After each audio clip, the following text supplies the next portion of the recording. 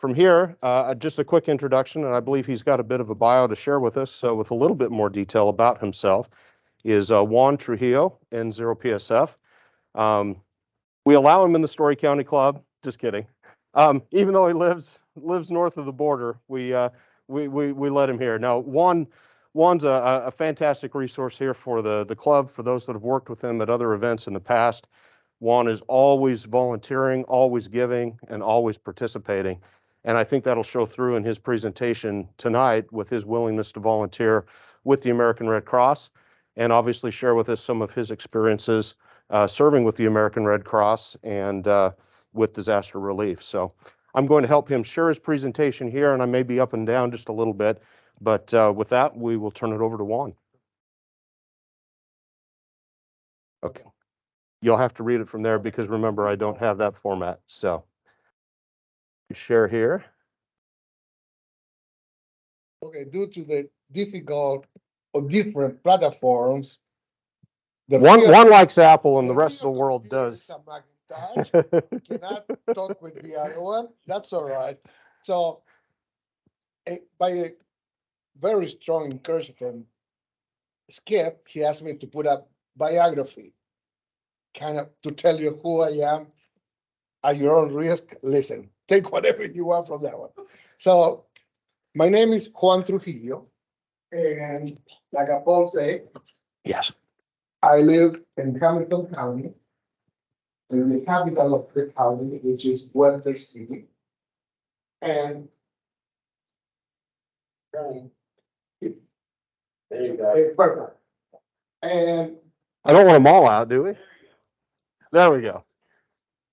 January 7, 1977, when I came to this country. Some of you already figured out that top 20. Yes, I do. And I live with it. And I encourage you to live with the same problem. So, what else can I tell you that might catch your interest? And in my back, I say, I live in Western City since January 7, 1977. That's when I came to the United States. Well, by the way, to Iowa Central Community College, they put an ad in the Santiago newspaper recruiting students. And make the long story short, I said, this is my way to get into the United States legally. And I put all my belongings together, pay the tuition for a semester, room and a hotel for a month. And what else? I have $100 in my pocket left over.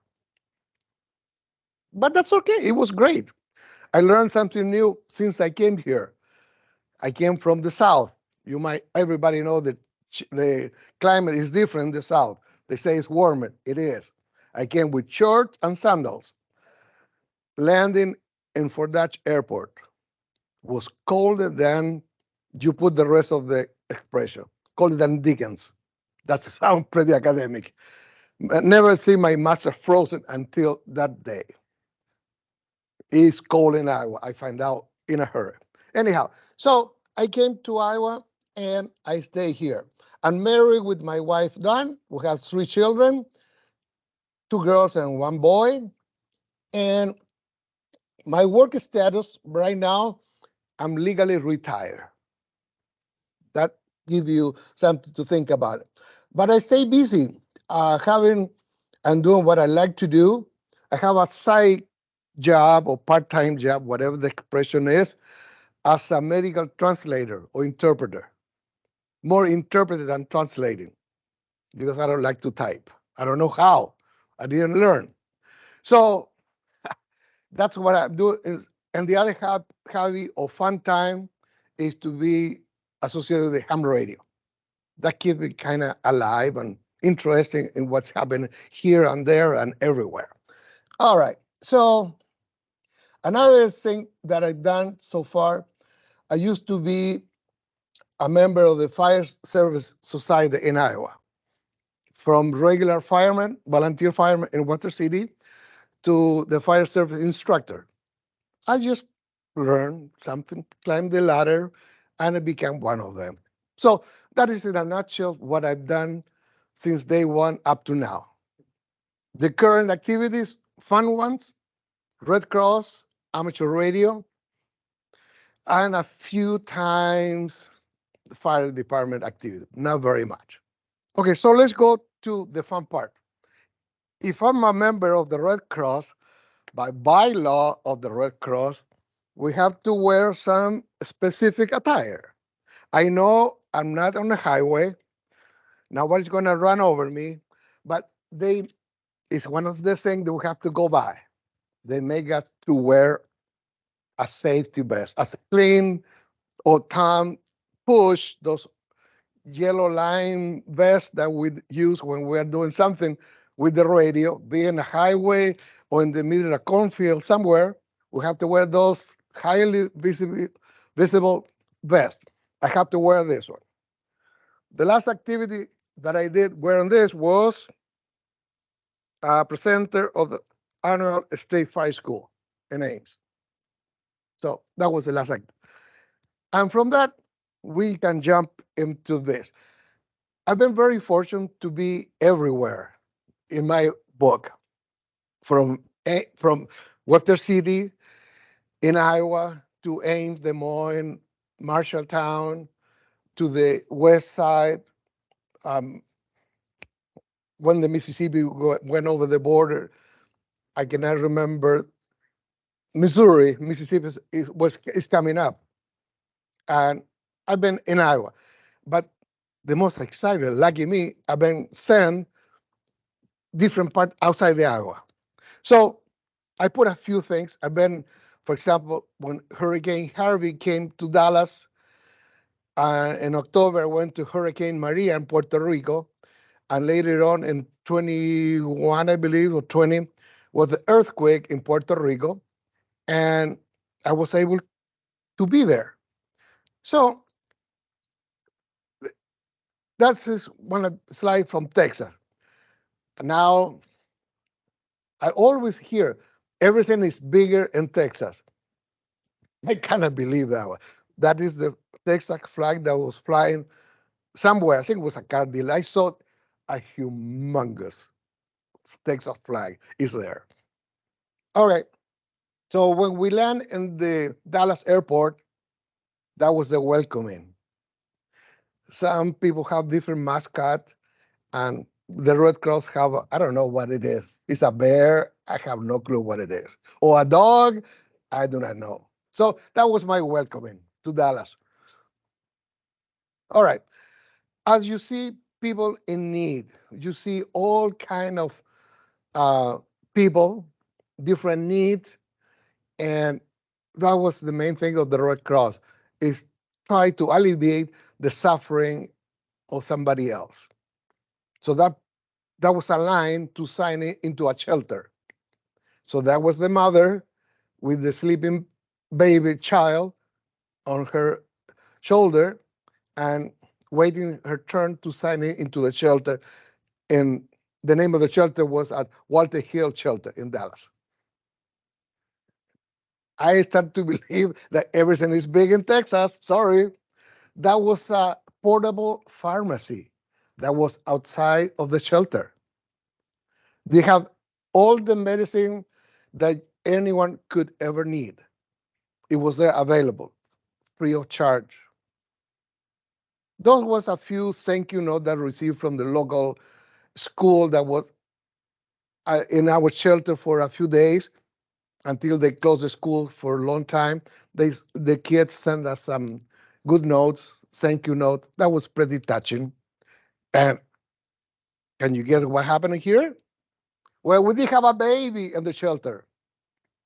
So a new arrival to the shelter. And we took care of that one.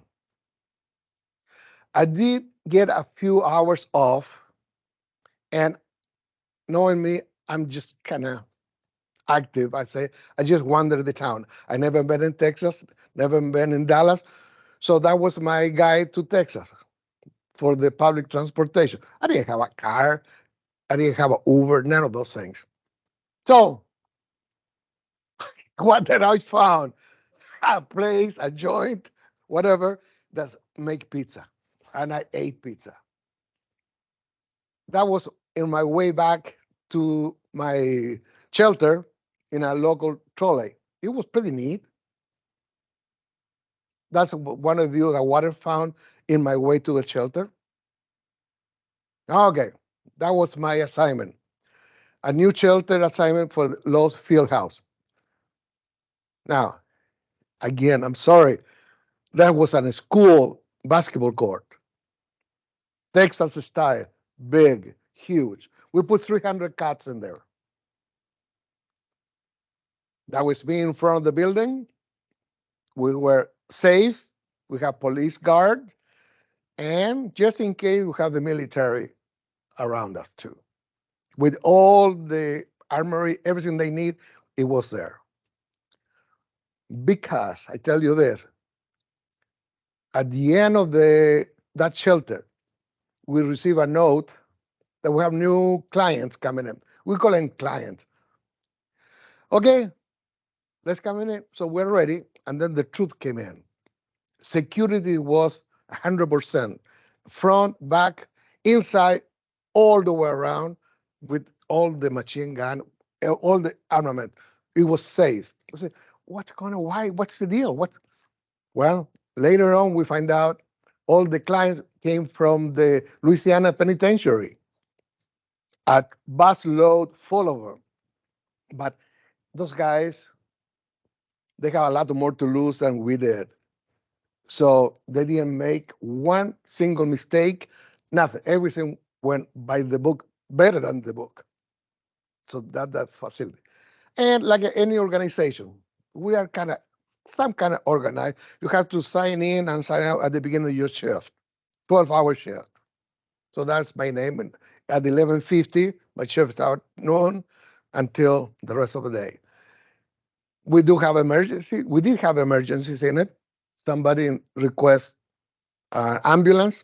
We have ambulance. We have fire truck, and we did go to the local pharmacy to buy medicine for the clients. We bought that one. I did that one. Okay, this is my kitchen crew. 2 doctors, medical doctor, retired. They like to cook. They were in the kitchen. I was in the kitchen too, but not cooking, just serving and helping much as I could.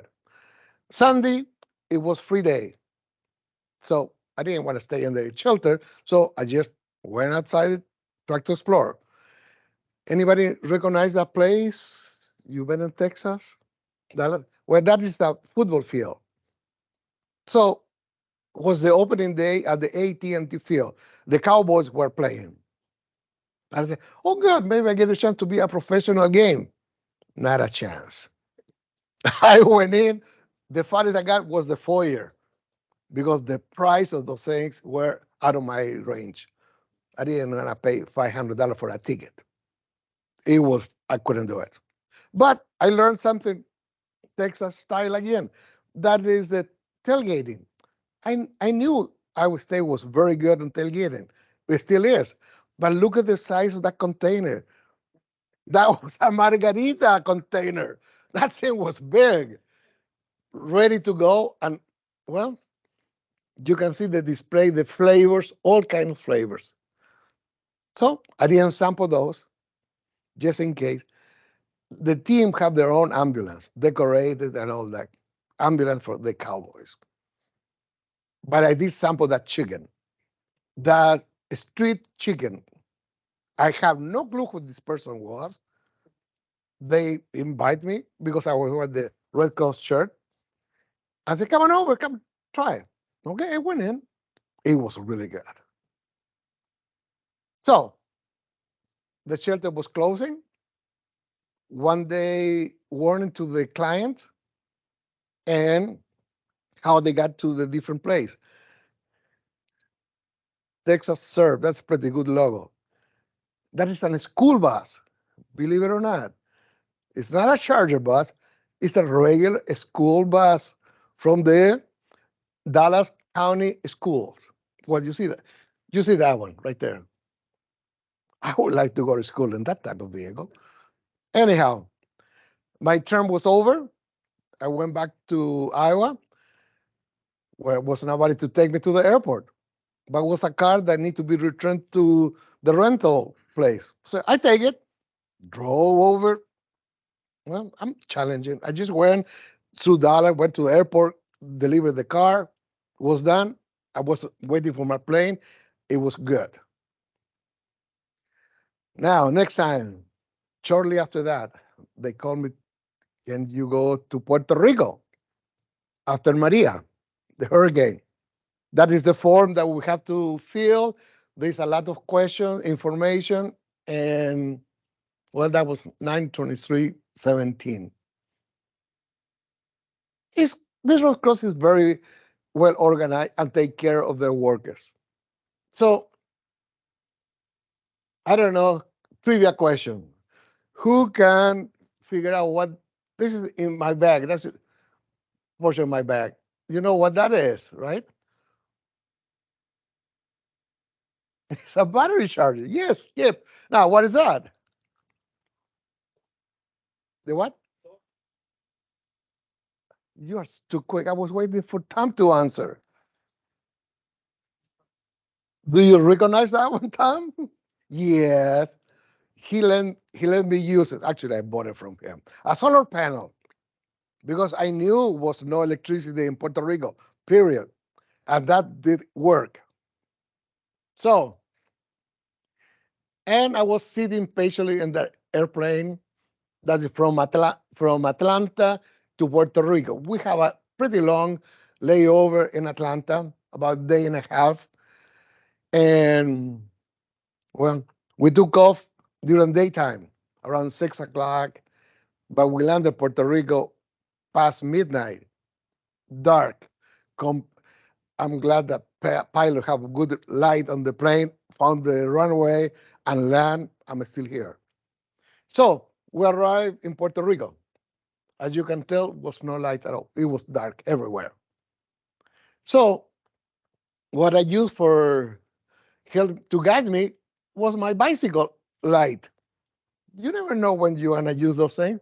There is my bicycle light. It worked. And somebody might wonder, what is he doing with this young lady there?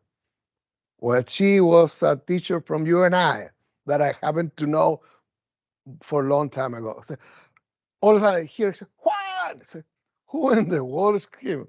That was her, Maria Perez. So that was my best welcoming at all. And we're in a church, as you can see in the background, that sign. That's our door, a church. That is, well, the headquarters of the Red Cross. They were in downtown. They did have a generator. They have all the amenities like a normal office, but they didn't have communication. So that is the list of 25 amateur radio people that work on that disaster. Originally, they recruit 50, but they screened and only 22 went to Puerto Rico. And due to my transfer from the government liaison to this, I'm at the bottom. That's fine. I'm due to climb the ladder to succeed. So I got in, they accept me, and I went to work. That is the radio room on the left, and that is, I would say, my radio room when I was assigned to work. If you can figure out what it is, I give you a prize, but I doubt you know what that is, the location, what kind of building is, or probably you do, Smarty. Yeah, that was a 18-wheeler, an empty trailer. That was my office, bedroom, not the bathroom. I went across the street to another building for the bathroom and the shower. So that was my bed right there. I did have a phone, a computer, the radios, and those were my radios that I was using, and chair to sit on. Okay, this was the crew that kind of took care of, I would say, 95% of the communication in the country. Joe was the main man. Carlos Ortiz, Oscar Resto, he was the main guy from Puerto Rico. Uh, this is Way Walker, and well, me in the middle. And that was what his name, Rafael Ortiz. I cannot remember his one of the two. Anyhow, so those four guys were the responsible of the headquarters of ARRL radios from the whole country. That was one of the distribution team. The Red Cross provide help, aid through this guy, the distribution. They go places that nobody else goes and give what they need, be food, water, anything, medicine. They do that job. That is their job. And that is my neighborhood when I was assigned. All this is the Centro Médico of Puerto Rico, the only trauma center of the country. And due to the needs, I was assigned to work there. It was very rewarding, interesting, stressful. It was a 24/7 activity. But I learned a lot. Do you see this? Well, somebody might have a hint what those things are, what this place is. Clint, come on, Kimo. What is that? Well, those are milk crate, yes. This was a coffee shop that provide coffee and sandwiches for all the doctors that work in the hospital, which is across the street. That building and that building was the hospital. Those were supplies. And that is a little view of the trailer that were parked. And that is the place open. I was waiting in line for all the doctors and nurses to go get their coffee. And up to today, I'm still drinking Puerto Rican coffee. That thing is good. I know it's crazy, but that's one of the things that I learned. I developed the taste of the good coffee. So, all right. Now, you can tell me what do you see, what's happening here. I get a little help. That is the roof of my trailer. We put kind of barrier or a safety bar, so nobody was on the roof of the trailer, except me and another person when we were doing something. What that person doing is in the top of another building across the street. What do you think that person is doing? Well, follow the leader. That's the insulator. Keep going. That's the connection of the coax. He was attaching the wire antenna, the dipole. In one end, in one building, the coax came down. Oops. Oh, hold on, Juan. The coax came down to my trailer that was down below. And the other end of the dipole went across the street to another building on the roof. That was our system, our antenna. And as the time went on, we got better service. Well, there's nothing better than that little boat. It's from the U.S. Navy, U.S. Comfort. It's one of the best, if it's not the best, floating hospital in the world. It's deluxe. And they brought in some of their equipment into the island. The captain of this boat, of the ship, was in my trailer. He was the coordinator of the transfer triage patients from the island to decide, okay, this one have this. Okay, take it to the hospital right here. Oh, this is too serious. Take it to the ship. And that was his role. That guy was amazing. He was a captain of the Navy. All these were supplies right outside the trailer. There's inside of my trailer or my house or my office, whatever. It became a very busy place. As you can tell, that is the captain giving report. They go and have a meeting every day. All the doctors and well, they have cats in there, and my office is way at the end over there. And like I said, that's another shadow of another trailer that was empty. Yeah, they do have equipment they do not use all the time. They were not prepared for. So that was empty. And that is the other building where the antenna was, across from here to there. And this is a tent provided by the armed forces. I think it was the Navy, the one. It's a portable surgical tent. Everything first class. The Navy came in full force. And they transfer patients from my location to someplace else. And now, again, trivia. Look at that young lady. All these are Navy people. What she's holding? I'm picking on you, Clint. It's a radio. Good job. Now, look at that one. What is that? It's an antenna, right? Now, but look at the shape of that antenna. Whoop, it's bent. Now, you guys know more than I do. Was that efficient radio? No way, Jose. Yes. So there is she. I'm sorry. I'm kind of sarcastic at times. I am. And I can you hear me? She have a whale of a time communicating with the ship. Because, again, do that. Look at that. So, and the next day, this guy shows up. That lady is an officer of the Navy. Is a doctor. This guy was with her. That was the team. But look at the same radio, same antenna, but what's the difference? That thing was working.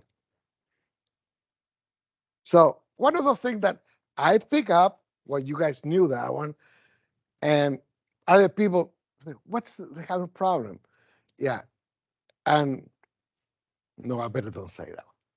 Okay, that airport, the building, hospital have a heliport on top, but was destroyed. But I mean, the elevator were not working, no electricity, nothing, that part.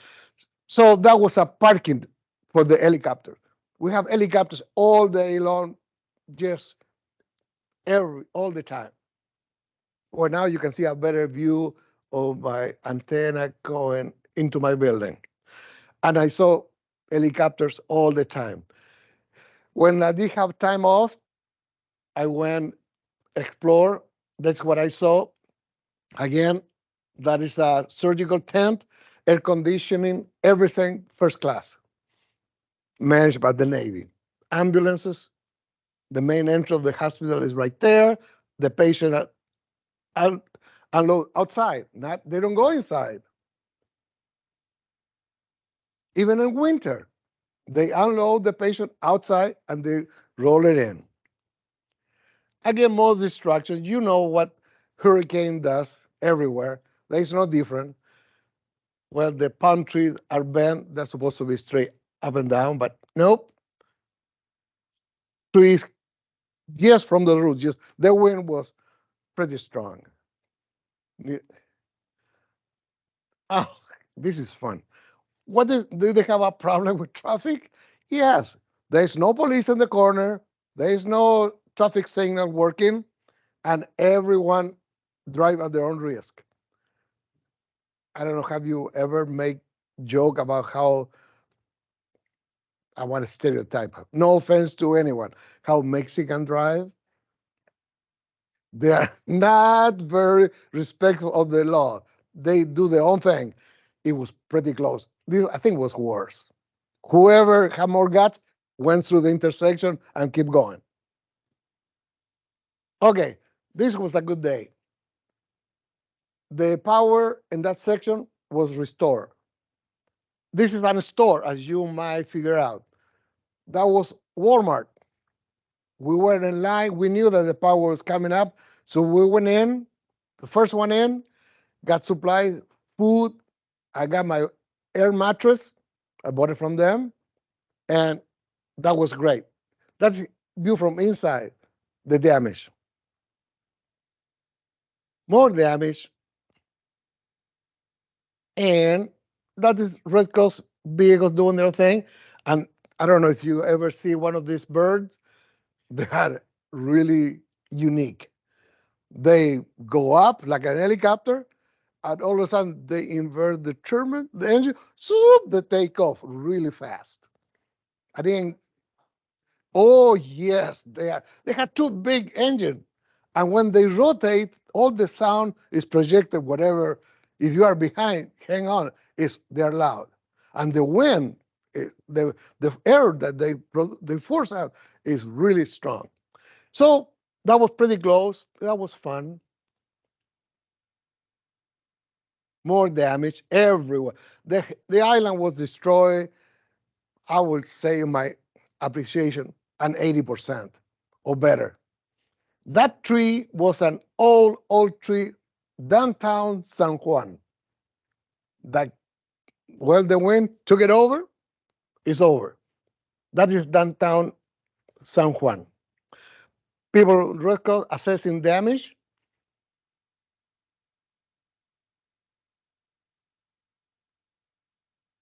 That is the coastal part of the San Juan. That in good day that used to be full of tourists, people bathing, swimming, you name it. That is well, used to be something on top of that tower. It's no longer there. Who knows where it is? But look at this picture. What can you tell? What do you think? Is that a good picture? What's happening? The Red Cross have a distribution team, right? I told you that. So those are the trucks that we use to carry supply somewhere, anywhere. But what else is happening? Yes, this is not in the book. It's not allowed. OSHA and safety is number one. We have that in the book. We can read it. We sign, say, oh yeah, I will obey all this. But did not happen. So no, that guy from the Red Cross is lifting the power line, not knowing if that is energized or not. Just lift it so they can go through. That is pretty crazy. In my book, and everybody, it's a no-no. I don't know, too many people knew that.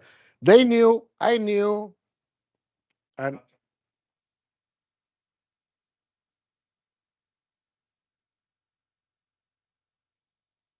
well, we didn't know that one. Yeah, could have been good. A cable, TV cable, good. But what if it was a live wire, energized wire? We didn't know. And that guy just went up and pushed it. Maybe he knew, I don't know. But I snapped that picture just in case. Okay, that is the coastal side again. Palm tree knocked down. That was an hotel that I stayed there in year 2000. I went to a conference, teacher conference, national conference in Puerto Rico. That was my hotel. Nice. But now all the windows are broken. There's nothing there. And these people from Puerto Rico are very patriotic, like you guys are. Even me, now I'm very patriotic United States. They sign the flag and they put it in the back of the vehicle and they go around with it.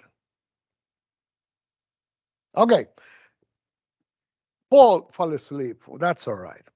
How will we go to the next one? Question, comment. I know I have to go kind of fast. Good.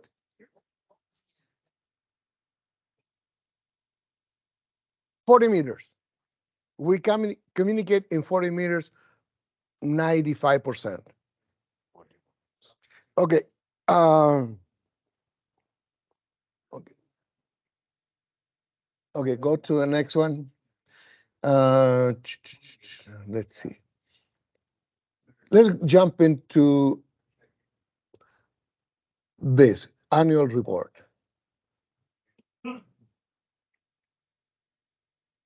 Okay.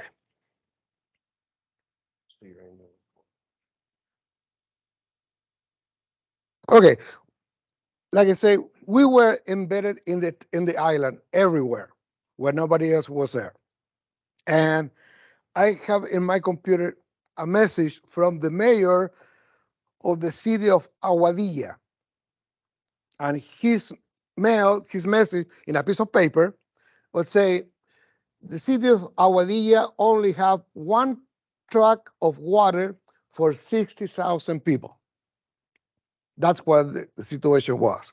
So, need requested in this order: water, gas, diesel, food, and a ham radio operator for communication between Aguadilla and San Juan. So that was pretty good, because the mayor of the town was requesting a ham radio operator to be the link in between. There is a thank you, Paul. You are awesome. I don't care what people say. You are okay. So that is the message. Oh yes. So they didn't order beer, but they provide their own thing. So basic on this, the ARRL start acting. So let's go to the next one. Yep. Por favor, please. Tell me which one. The one that say, let me close. This is excellent. 2 computers and 1 word. Let's go Puerto Rico report. It's his computer, and I know very little about PCs. My fault. It's the movie is what you want, right? Yeah. Okay. I Yeah. was just making sure that was what Yeah, that's the one. Yes. what he wanted. I find out about this later on when I came back to the state. I don't know who told me about this. Maybe it was you or somebody from Iowa told me, hey, Juan, have you seen this? I say, what? No, there's a movie, a report from the ARRL, and they talk about you. You gotta be kidding. No, they did. I never met them. Well, I never saw those guys. They were downtown in a little secure place. See, now I've been kind of smart aleck. And not where we were working. Anyhow, play it, please. Okay. How do I? Hey everybody, we're back. Yeah. Finally, we Okay. were in Puerto Rico, for those of you who don't know, for Just the 3 be- weeks. Beginning? We were beginning, yeah. deployed down there, myself along with 22 other hams, including Andy Anderson, Kilo Echo Zero, Alpha Yankee Juliet. Say hello. Hello, everybody. Don, I can't believe you'd wear that. Hams, including Andy Anderson, Kilo Have you heard the program Ham Nation? That's where it's from. Echo Zero, Alpha Yankee Juliet. Say hello. Hello, everybody. Don, I can't believe you'd wear that and not a moo-moo, but that's all right. Well, I have standards, Andrew. I don't watch this We're either. also joined with Joe Bassett, Whiskey One Whiskey Charlie November. Are you on the air? There's Joe. Hey, Joe guys, sort of good ran to be the whole operations over at the Red Cross area. I was kind of over at the EOC. Hey, Joe, tell us a little bit about what you did when you were in Puerto Rico, and welcome back, by the way. Hey, nice to be hanging out with the cool kids tonight. Well, the one thing I didn't do was I didn't sleep, but I did spend most of my time. I'd gone down to talk on radios and actually spent most of my time working on logistics, making sure people were where they could do the most good. I had originally signed up to go into the woods and talk on radio, got very little radio time in, but it was a blast getting to help the people of Puerto Rico, particularly moving traffic, making sure that requests got to the Red Cross the way they needed to, and also over to you guys at the EOC. Well, I know you had your hands full because it was very busy over there, and it was so crowded. And how many people do you have running that? I know at some point, I mean, you guys were running net control 24 hours a day. Yeah, well, when Andy got out to the Guataka Dam, we really needed to go to 24/7 because we never knew when there might be a request coming in. So spent several nights with some of the other guys sleeping on the radio room floor so that we could answer the call as soon as needed. So yeah, it was 24/7, I guess, for a Yeah, that was pretty critical. That guy, Andy, that was in the other picture, he pretty much, he nominated himself to go to the dam that was breaching. If that thing collapsed, there was a town right down below. It was pretty critical. So he went in pretty much on his own and established communication from the dam to the EOC, and that's what he's talking about. It was pretty important. About 7 or 8 days before things settled down enough for us to take a bit of a break. And it's kind of a funny story. Joe and I actually met before this activation Puerto Rico. Do you kind of want to tell them how we met? Well, that's it nice. was during but I'm Hurricane gonna move Irma. forward. I was at our EOC here in Clay County in Florida of an assisted living facility. Okay. So Okay, that I'm gonna talk. Those were the guys in Atlanta getting the radios unload and pretty much ready to go. Check every single box, those Pelican boxes full of equipment in, and I don't want to. Put together They about deserve a lot 25 of credit kit. because they did a good job. And Monday morning, I had a laptop. Open up the kit, see what's They're- inside, and get they're a little working link on set it. up on the The laptops. radio. I flew in late, so working. I missed The that fun computer part. You missed that program? part. That was in Atlanta, and I was waiting for Val to come up and said she would arrive. Laptop. Yeah, I mean that's good. Oh, thank you. So those guys, thank you. I pay you later. So these guys, they did a lot of work. Program, like I said, the computers, the radio, make sure everything that was inside the boxes was ready to go for anyone pick it up and go somewhere. So that's what these guys are doing. Oh, she's gonna be talking about where she's lived. That is the church in between the pews. That was the sleeping quarters. And they say it was not comfortable. I don't see why they complain about it. It was really good. Well, Joe do not fit in that in between the two pews. Well, okay, that is a facility from downtown, the convention center. Look it down, and all those tents are army tents. They have portable showers, male, female, and laundry facility. They did a very good job helping. Again, we are now on the Red Cross headquarters in one of the multiple meetings. I don't know, you've been involved in public service, and every organization have meetings more than they should.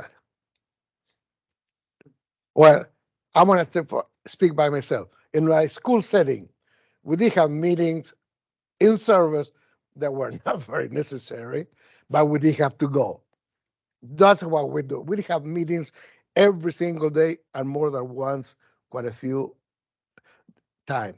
Again, the radio control.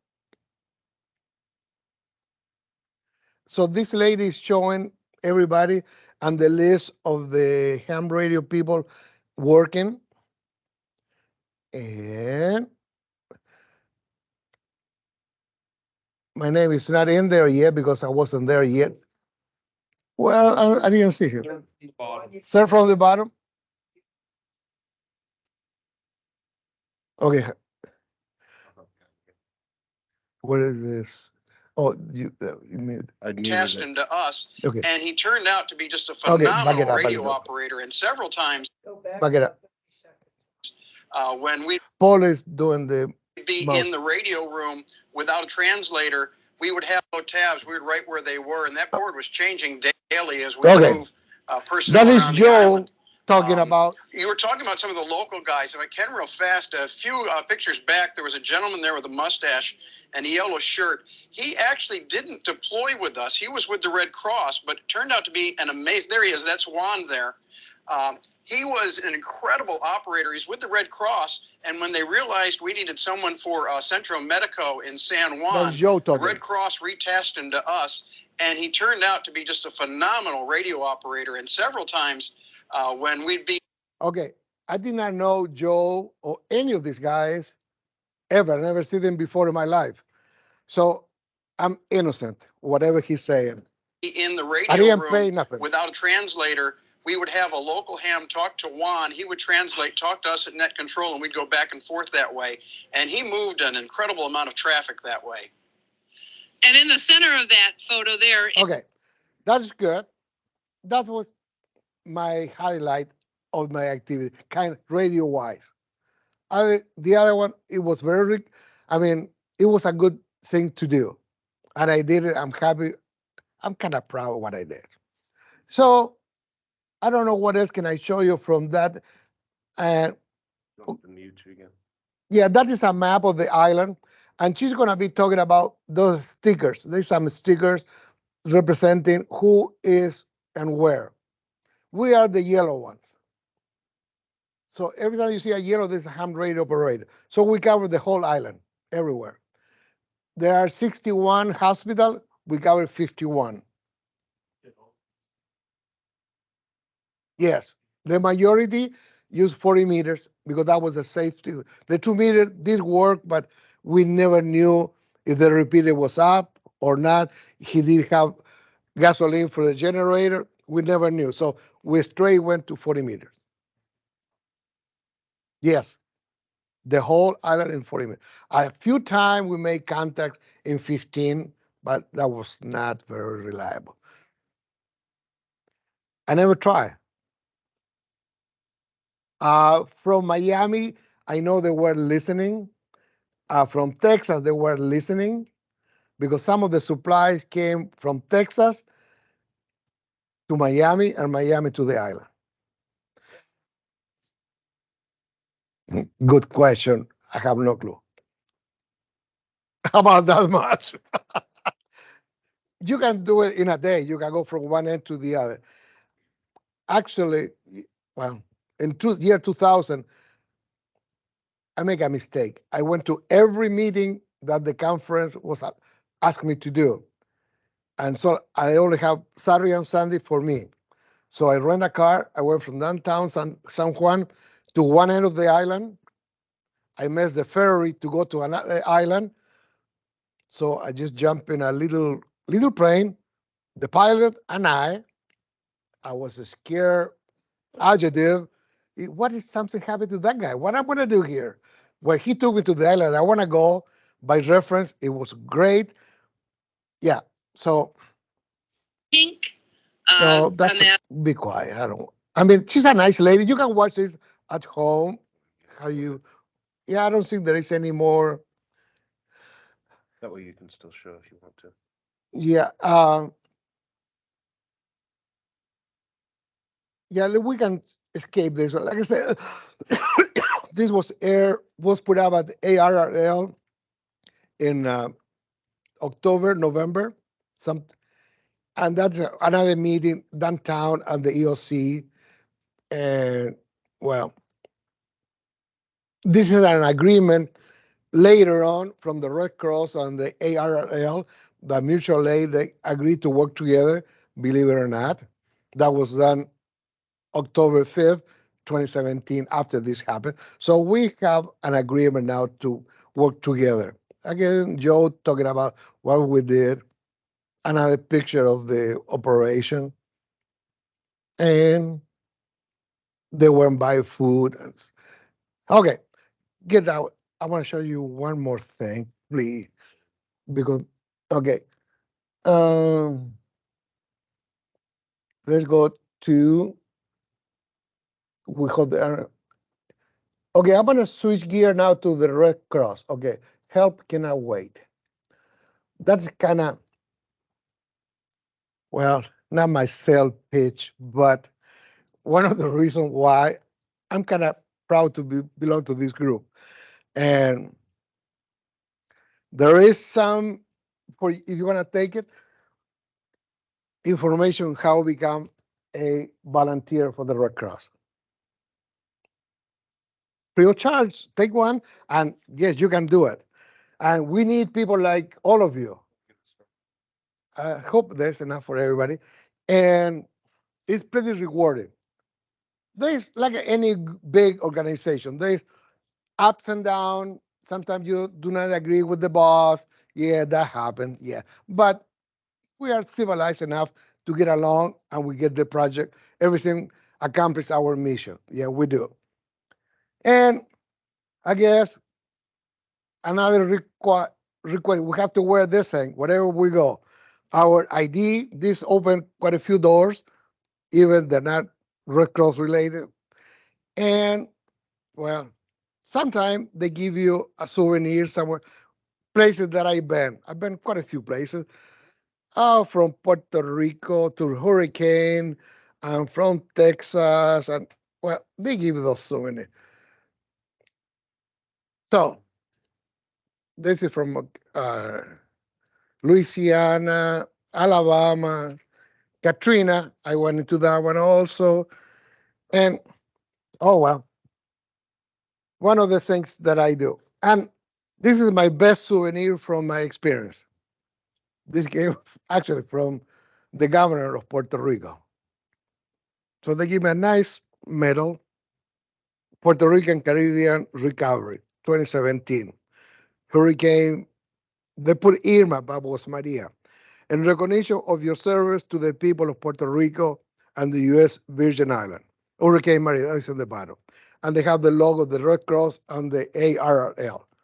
So I'm cherishing this forever. And the other day I received this from the ARRL. 25 years I've been with this hobby. Believe it or not, it happens. Another souvenir when I was active fireman, another medal that they gave me for, I don't know. I have, if you need a good calendar with good pictures, you can grab it. And what else can I show you? Oh, come on, Paul, help me out. This is, well, you can do this on your own pretty much and try to become a volunteer.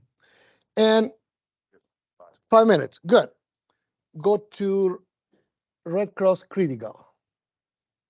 How do we get to know where to go and when? That is pretty crucial. Hmm? Red Cross Critical. It's like a, it's a, What's that? It's the same thing. He's just got it in multiple spots. It says it's an email file. We'll open that one, yeah. So that is an email that I received today from the headquarters. They are in definite need, what you can, hope you can read that one, for shelter responder. One of my qualifications from, well, you see that in the flyer, there is health services, shelter, and I don't know which one was the first one. It's on the left side. I drive the ERV, which is a emergency vehicle or emergency vehicle responder. It's like an ambulance that the Red Cross have. Big, it have quite a few things inside. We use that one to provide food to the client. We go whatever with the food, hot meals in it. So I drive that. I drove one to Texas, long drive, another one to Atlanta, and it's fun to do it, but it's a lot of driving. Anyhow, so I received that one today. So I'm thinking, because I have other things already in my schedule, shall I not? And the one who are married or have somebody else to check before you make significant decision, I have to check with my wife, because if she doesn't agree, I will not go into any of the things. I have to admit it. I know it's my deal, but hey, you have to be civilized a little bit. So I have to respond to this. 2 days and time. Respond one, yes, I can go. And the deployment is for 2 weeks. So you're going to be gone for 2 weeks. Wherever you go for 2 weeks. So I think I'm out for the time. I don't have any other goodies to tell you that, in my opinions, are good. I would tell you by the end of this week. No, the only thing I know is along the Mississippi River. So it could be from, I don't know, Minnesota, clear down to Louisiana. We don't know. I don't know where it is. And that's how the Red Cross operate. Yeah. Yeah. So thank you guys for listening. I hope it was kind of interesting. But, and I take this thing off because, believe it or not, this thing got kind of warm. Oh, they used to have a gray one, gray and white canvas one. Heavy, warm. Yes, and I have one of those, but I don't. Well, thank you very much, Juan, for sharing with us. We don't have time for specific Q&A. Took questions really as we went. The last trophy. Last trophy. There you go. They say your 2022 milestone hours are working, but I have over 500 hours of service. I have quite a few more, but I just got another one of these things. Thank you, Juan.